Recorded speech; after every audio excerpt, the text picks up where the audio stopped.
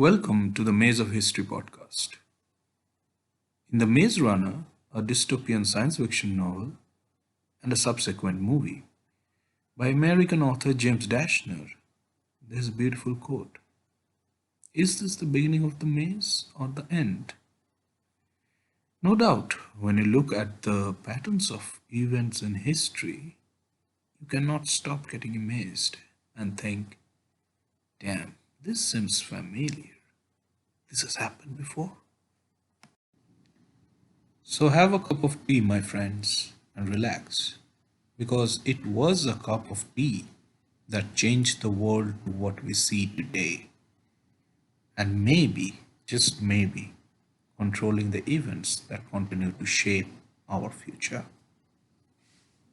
Today, our Maze of History podcast starts with a recent notorious historical figure, Mr. Pablo Escobar. How so, you ask? Mr. Escobar was related to a special kind of plant, and it was certainly not tea that we talked seconds ago. But as we time travel to the past through the maze of history, we see how the learned people of our times aptly say history repeats itself. And Don Pablo's claim of plata or plomo is a primal cry from the annals of time. Plata or plomo is a Colombian slang that translates to silver or lead. A person saying that phrase is telling the listener to either accept a bribe, that is plata, or lose their life, plomo, using a lead bullet. This was highly popularized by the Narcos TV series, and this dialogue was in the very first episode, plata or plomo. Pablo Emilio Escobar Gaviria was a Colombian drug lord who founded and was the sole leader of the Medellin cartel. Dubbed the king of cocaine, Escobar's drug cartel monopolized the cocaine trade into the United States in 1980s and 1990s. In this podcast, we mainly use him as the face of the organization that is still living today in various names, whom we popularly just call cartels. Cocaine is the second most popular illegal recreational drug in the United States, just behind marijuana, and US, which is the global center of global trade, is also the world's largest consumer of cocaine. We can trace it back even to the 1850s, but the modern culture of cocaine use started with the hippie movement in the 1960s. The hippie movement of the 1960s had started experimenting with mind altering substances to fit the music and the zeitgeist of the times. Their first drug of choice was the relatively harmless marijuana. As the movement expanded, stronger drugs were brought in, such as the psychotropic LSD and DMT. In 1969, President Richard Nixon declared that the drugs were America's number one enemy as his administration officially launched what would be known as the US War on Drugs. By the middle of the 1970s, the hippie movement was on its way out, but its impact had been made. As heroin use was on the rise, primarily among the returning Vietnam War veterans, the Nixon administration focused most of its resources on that particular narcotic. especially to reduce crime linked to the drug use. However, in 1980s and 1990s, the drug hysteria started. This resulted in skyrocketing incarceration rates. The presidency of Ronald Reagan marked the start of a long period of war, largely thanks to his unprecedented expansion of the drug war. This has resulted in the war with cartels, with mafia, and corrupt foreign governments that went hand in hand with these criminals. This has destroyed cities, societies, and families in the United States. No doubt that the billions USA has spent on the war on drugs has put a drain on its resources. And now there is a huge debate in the United States.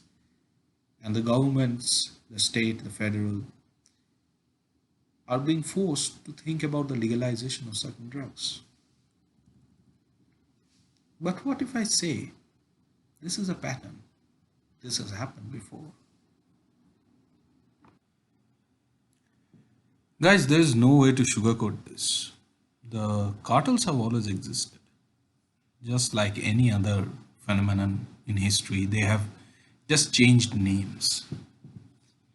There used to be a group of cartels that was far bigger than all of these larger than life criminal groups that we saw in the Narcos TV series. The infamous Kali cartel, the Escobar's Medellin cartel, or El Chapo Guzman's Sinaloa cartel were huge when we binged the whole series in one go, but they would not be able to hold a candle to the original narcotraficantes, the East India Company. What is mind boggling is in 1840, Great Britain, supporting this narco-trafficante East India Company, went to war with China on the questions of trade, diplomacy, national dignity, and most importantly, drug trafficking. Yes, Britain went to war with China to enable drug trafficking. While the British officials tried to play down the illicit origins of this conflict, it has a name that makes the link quite clear: the Opium War. The Opium War of 1839 is a defining moment in China's and the world's history. This was the conflict that established the West's domination of the East and the start of modern history of China. The Opium War is the story of China's last age of ascendance, of rising, and how it all came to an end in a 19th century war. As one of the most potent turning points in the country's modern history, the Opium War has since come to stand for everything that today's China seeks to put behind it. While the conflict was not as large as the world wars, and China did not lose huge territory to the British or the French, and wait for this, the Americans, it was a huge psychological blow. The war's settlement forced China to open her ports to the Western power and gave Hong Kong to Britain for the first time. It began what China calls the century of humiliation, when foreign powers forced weak Chinese governments to cede territory, even though small, and sign unequal treaties. Britain and France waged the Second Opium War against China from 1856 to 1860. China's current leader, Xi Jinping, alludes to the era in his call for a China dream of national rejuvenation. India, too, is heavily connected with this. Though we have forgotten the history, or probably have never read about it. The Brits could not have done it without us. How in the world did that happen? The conflict had been building for decades. Opium as a medicinal ingredient was documented in Chinese texts as early as the Tang dynasty. But the recreational usage of narcotic opium was limited. As with India, opium was introduced to China and Southeast Asia by the Arab merchants. The Ming dynasty banned tobacco as a decadent good in 1640, and opium was seen as a similarly minor issue. The first restrictions on opium were passed by the Qing dynasty in 1729 when madok, a substance made from powdered opium and blended with tobacco, was banned. At the time, madok production used up most of the opium being imported into China, and this was because pure opium was difficult to preserve.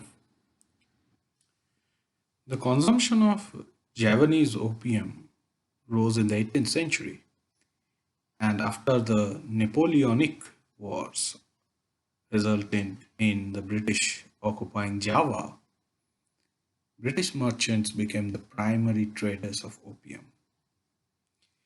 Till now, a brisk trade between China and the European powers had been going on since the Silk Route days. However, this trading heavily favored the Chinese and resulted in European nations sustaining a very large trade deficits. And the demand for Chinese goods continued to drive the commerce. This again is happening even now, 200 years later. And traveling through the maze of history, just like the drug war, we see the same events happening again and again. The colonization and conquest of the Americas resulted in the European nations, namely Spain, Great Britain, and France, gaining access to a very cheap supply of silver, resulting in European economies becoming relatively stable despite of this trade deficit with China. In the 18th century, the demand for Chinese luxury goods was at its peak. Love of Chinese silk and porcelain were driving the Europeans crazy. But the biggest of them was a simple cup of tea. From 1600s, the Chinese had begun exporting their cultural staple to Europe. China was the only tea producer and manufacturer in the world at this time and produced large quantities of tea to fulfill the rapidly growing global demand. Once the tea trend invaded England, the brew became popular among Britain's elite as the cost of tea was still too extravagant for the commoners. Soon the British began importing tea in very large quantities, and the drink quickly became China's most important trade item with Britain, and Britain's most important trade item from China. Foreign trading companies like the East India Trading Company, which represented all of Britain's businesses, were still confined to Canton, now the modern day Guangzhou. Canton was the only trading post in the country accessible to foreign merchants.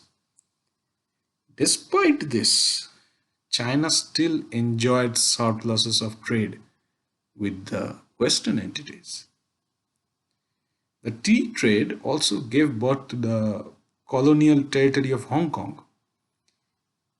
Tea drove economic expansion of British Empire in the Far East, and Britain's economy became dependent on tea. However, this created a trade imbalance between China and Britain. European silver flowed into China through the Canton system.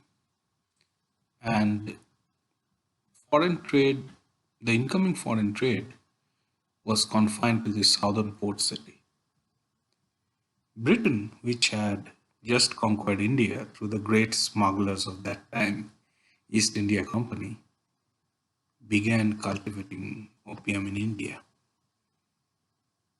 Also, they began to purchase China's tea, silk, and porcelain in exchange of opium, which was a popular pain reliever at that time. This saved Her Majesty's silver and did a great service to the nation.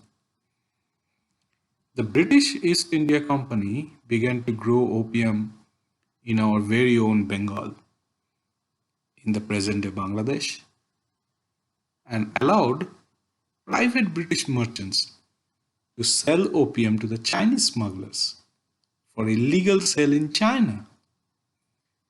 The influx of narcotics reversed the Chinese trade surplus, drained the economy of silver, and increased the number of opium addicts inside the country. Outcomes that seriously worried the Chinese officials. The vast import of opium quickly created an epidemic of addiction in China, and many died of the result of this addiction. The Chinese emperor thus passed multiple royal decrees to ban the drug, and in 1820 began to demand that the British pay China only in silver in exchange for its tea and other goods, and not opium. In 1839, the Chinese emperor rejected proposals to legalize and tax opium. Just like in US, they're rejecting the taxation of many narcotics. Again, the maze of history. China appointed Viceroy Lin Zexu to go to Canton and halt the opium trade completely. Lin wrote to Queen Victoria an open letter in an appeal to her moral responsibility to stop the opium trade. But the letter was never delivered. When he failed to get a response, Lin attempted to get foreign companies to forfeit their opium stores in exchange of tea, but this failed also. Then Lin resorted to using force in the Western merchants' enclaves in Canton and the ports. He confiscated all the supplies and ordered a blockade of foreign ships to get them to surrender their opium supply. Lin confiscated 20,283 chests of opium, approximately 1,210 tons of opium, or 2.66 million pounds. This was just like America's war on drugs against the South American and Mexican cartel. China's war on drugs had come into being. However, then the unthinkable happened. China had the moral and legal reasons to do this. Why would Western countries, in defiance of China's laws, sell narcotics in China? It was illegal and a complete violation of any foreign policy rules, morality, and frankly, common sense. The British Parliament, as a response, sanctioned a war against China. Britain's market demand, both domestically and abroad, for tea was so lucrative that they had no choice but to initially agree to the trade terms. Britain soon fell into a trade deficit as they had to import silver from Europe and Mexico in order to keep up with the demand for tea, and this burdened the country's finances. Britain's economy relied on its tea trade with China.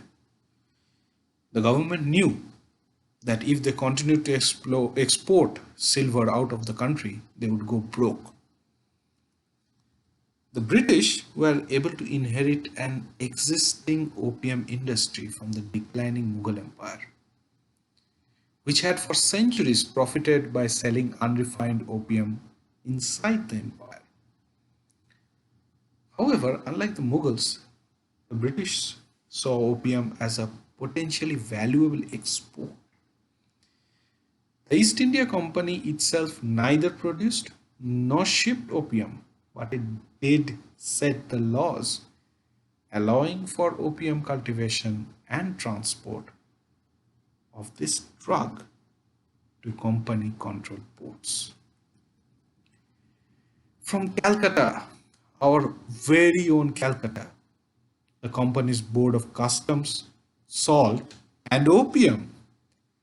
Company's Board of Customs, Salt, and Opium concerned itself with the quality control by managing the way opium was packaged and shipped.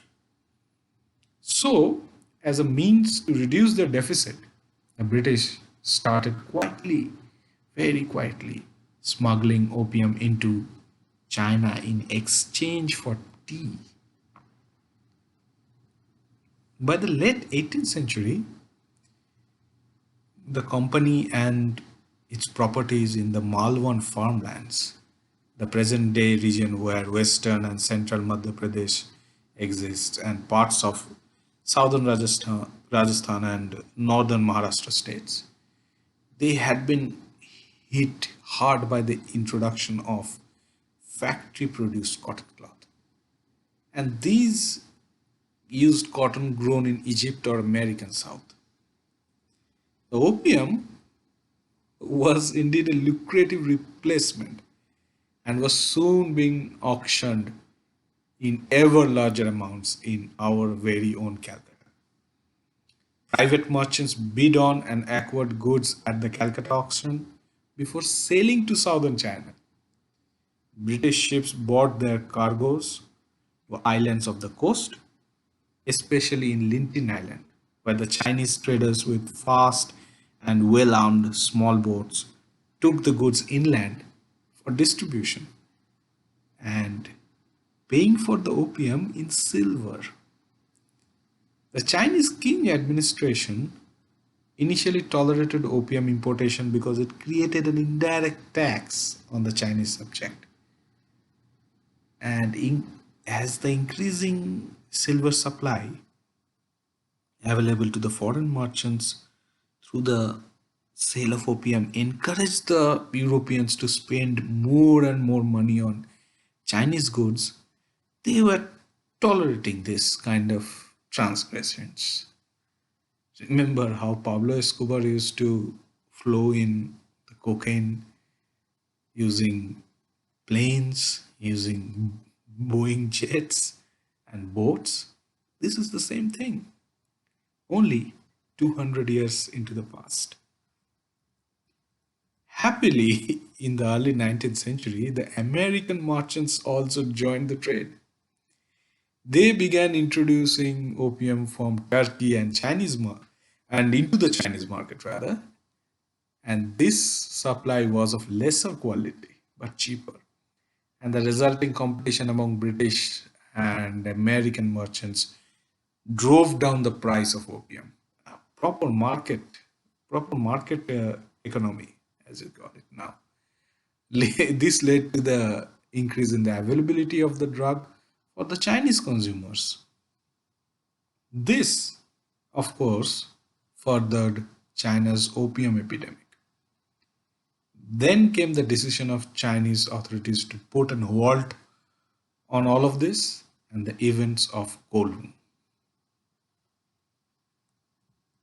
In early July in 1839, a group of British merchant sellers in Kowloon became intoxicated after consuming too much rice liquor. Two of the sailors became agitated and beat to death Ling Wexi, a villager from the nearby town of Simsasui. Simsasui is still famous. Superintendent Elliot ordered the arrest of these two men and paid compensation to Lin's family and the village. However, he refused a request to turn the sellers over to Chinese authorities, fearing they would be killed in accordance with the Chinese legal code. Lin, the superintendent at Canton, halted food supplies to the British and took many steps to basically drive them out of the area. However, that is another whole hour of story. Following the Chinese crackdown on the opium trade and subsequent total destruction of relationship between the British merchants and the Chinese authorities, discussions arose in Great Britain how the government should respond. The public in United States and Britain had previously expressed outrage that Britain was supporting opium trade. Many British citizens sympathized with the Chinese and wanted to halt the sale of opium, while others wanted to contain or regulate the international narcotics trade, just like it is happening now. However, a great deal of anger was expressed over the treatment of British diplomats and the protectionist trading policies of King Empire of China. The Whig-controlled government in Britain, which was a liberal government, they advocated for war with China. And the pro-Whig press started printing stories of Chinese despotism and cruelty. Since August of 1839, reports had been published in London newspapers about the troubles in Canton and the impending war with China. The Queen's annual address to the House of Lords on 16 January in 1840 expressed concern that events have happened in China which have occasioned an interruption of the commercial intercourse of my subjects with that country. The Queen said, I have given and shall continue to give the most serious attention to a matter so deeply affecting the interests of my subjects and the dignity of my crown. The subject in question, drug trafficking, opium trade. Britain's decision to wage a war on a nation that had trade relations with them over what was essentially drug trafficking became a source of political strife in the British Parliament. Foreign Secretary Palmerston said that the destroyed opium should be considered property and not contraband. Not contraband. And reparations had to be made for this property, for opium. He justified military action by saying that no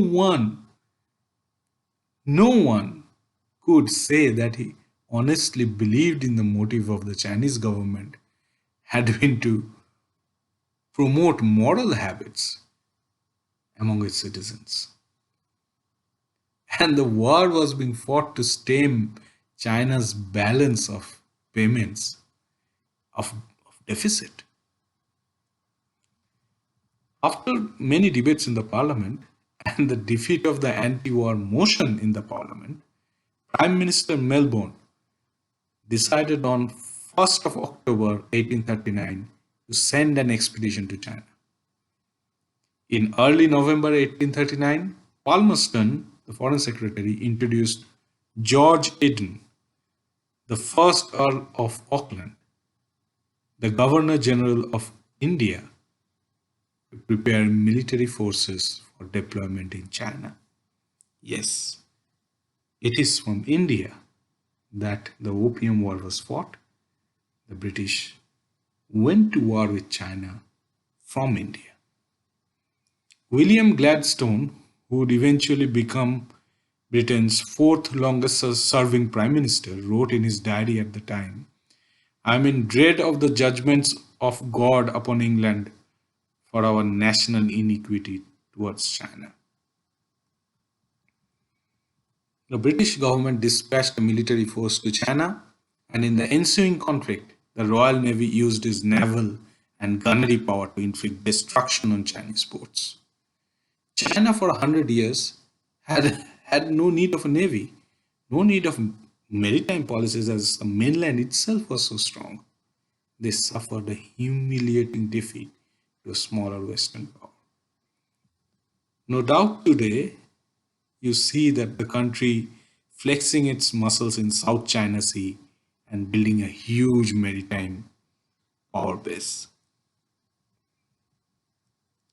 After the first battles of Opium Wars were waged and China had been defeated, in 1842 the Qing dynasty signed the Treaty of Nanjing, also known as the Treaty of Nanking. This was only the first of a number of treaties that the Chinese were forced to agree, and in the face of a gun, in the face of military opposition from the British. The Treaty of Nanking saw that the Chinese paid the British indemnity, opened up 5 of their previously closed ports to foreign merchants, and ceded their island of Hong Kong to colonial rule. That is still a problem today. The Qing dynasty's subjugation to Britain's trade demands weakened the Chinese government's public image and set off growing unrest among Chinese merchants who were unhappy with the government's closed trade policy. In this respect, the Opium Wars had a far-reaching consequences for China. The era following the wars was thus dubbed the century of humiliation.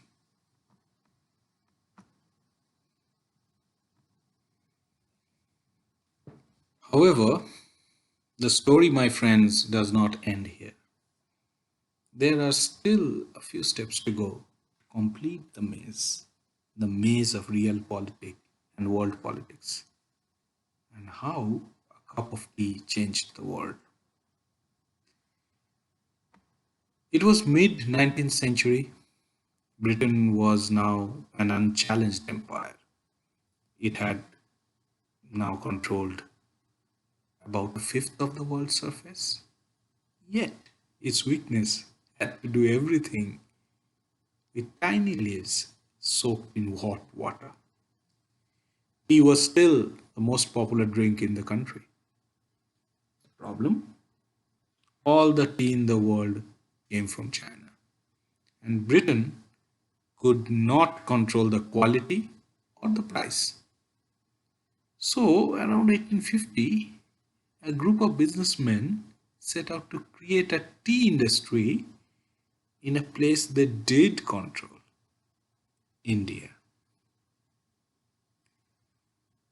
For all the tea in China, how England stole the world's favorite drink and changed history is Sarah Rose's account of the effort to control the tea market, what she calls the greatest single act of corporate espionage in history.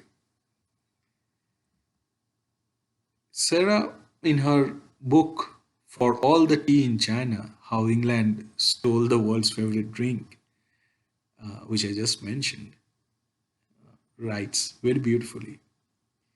The task of this corporate espionage, the task required a plant hunter, not a military chief. The task required a plant hunter, a gardener, a thief, a spy. The man Britain needed was not 007 James Bond, but a botanist named Robert Fortune.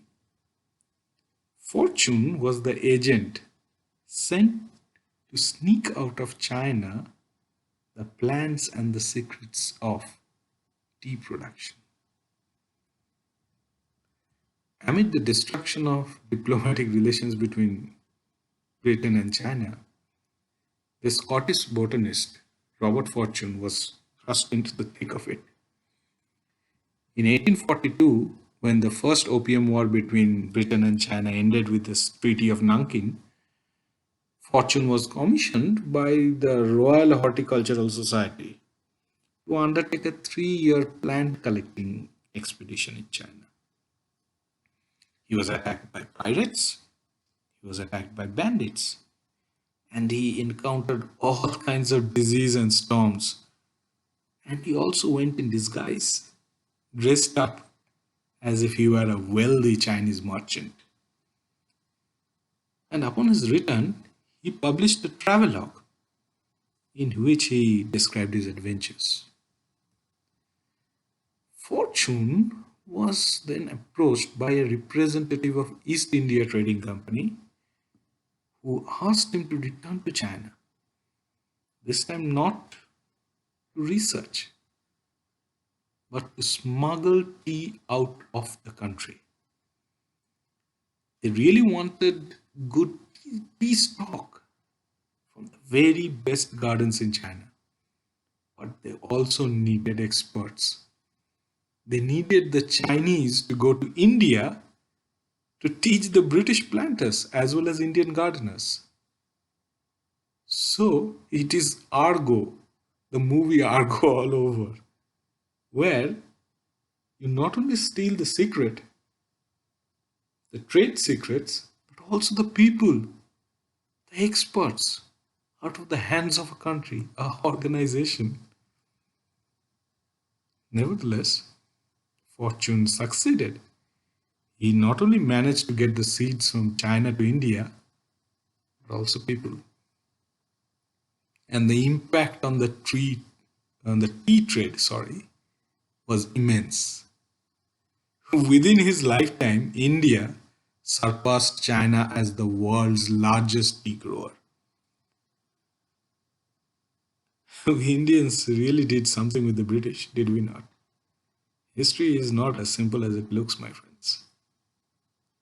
I will end the story with, as Steve Jobs used to say, just one more thing. The Opium Wars were actually the war for tea. We Indians helped the Brits end the Chinese tea monopoly. Surely the Chinese, for whom the Century of Humiliation is a must-read historical chapter for generations, they have not forgotten the shame we brought on them. So, do you guys know who Lu Yu was? Lu Yu. Lu Yu was the master of tea.